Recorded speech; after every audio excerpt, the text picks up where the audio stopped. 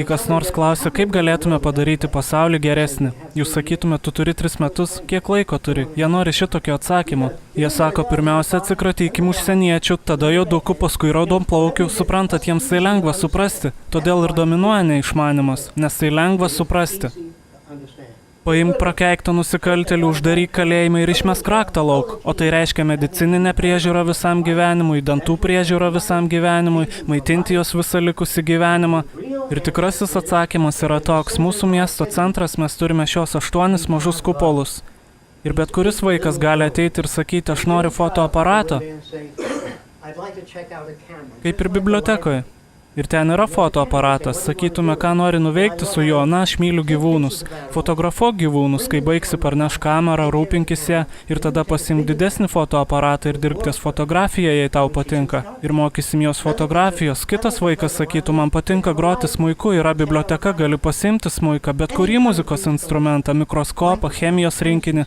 Padarykit dalykus prieinamus, pagaminkit nerūdyjančio plieno dviračių, 100 jų, ir vaikai galės jos pasimti, jie nevoks nieko. Dėl to jie niekada nieko nevogdavo salose. Aš paklausiau vietinių, kodėl jūs man tokie malonūs duodate man žuvies ir vaisių ir sulčių. Sako, pasižiūrėk, jie auga visur aplinkui. Kodėl mes turėtume dėti kainą ant jų? Jie niekada neišrado pinigų, o polineziečiai neturėjo žodžio darbas. Ar žinote, tai jie visą dieną žaisdavo? Kaip taip galima gyventi? Pasižiūrėkite į juos. Jie puikiai leidžia laiką. Turi plaukiojimo vietas, šventes, povandeninį nardymą, šokius, jie nedirba, jiems nereikia. Įsivaizduokite, jei 3 mėnesius lytų auksų čia ir gatvės būtų užtvindytos auksų, nusimtumėt savo žiedus ir mestumėt šalin. Taigi jie bando kontroliuoti žmonės šioje sistemoje. Pinigai yra kontrolės priemonė. Mokant jums minimalų atlyginimą turi grįžti rytoj, jei nori valgyti. Taigi visa tai yra milžiniškas planas, kuriame žmonėmis įvairiai manipuliuojama, kontroliuojant jūsų elgesį. Knygas, kurias skaitot, mokyklai, kurią einate, pakelkite ranką, prisiekite ištikimybę vėliavai. Ir jei tu atsistotum ir pasakytum, pirmiausia, aš norėčiau sužinoti daugiau apie kitas šalis, jų filosofiją, kaip jie veikia, galbūt aš nenoriu prisiekinėti. Kodėl mes neprisiekėme ištikimybę žemė ir nesirūpinam ją? Žmonės visada man sako, ką tada žmonės beveiktų, jei naudotume mašinas, apie kurias tu kalbi savo knygose, Žakai. Ką žmonės veiktų? Senais laikais aš nupiešiu, tai jums buvo prietaisas, kuris atrodo štai taip. Ir žmonės turėdavo sukti jį aplinkui, kad pumpuotų vandenį, bet vaikino žmona turėdavo eiti prie upės su struktūra ant pečių, su 2 vandens talpomis ir tempti jas į namus.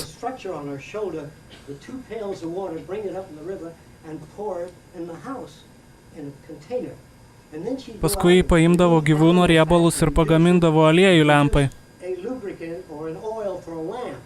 Ir jie sako, na, jei jūs tai automatizuotumėt, ką tada žmonės veiktų? Jei žmona nebevaikščiotų prie upės ir nebenešiotų vandens, ką jinai tada veiktų? Na ką jis šiandien daro, tai tik pasuka mažą rankenėlį ir gauna visą vandenį, kurio nori, šaltą ir karštą. Ir jei nori šviesos, jai nebereikia nudirti gyvūno, paimti riebalus, gaminti aliejų, deginti juos. Dabar jį tiesiog paspaudžia mygtuką, pasuka rankenėlį ir gauna ryškesnę ar tamsesnę šviesą.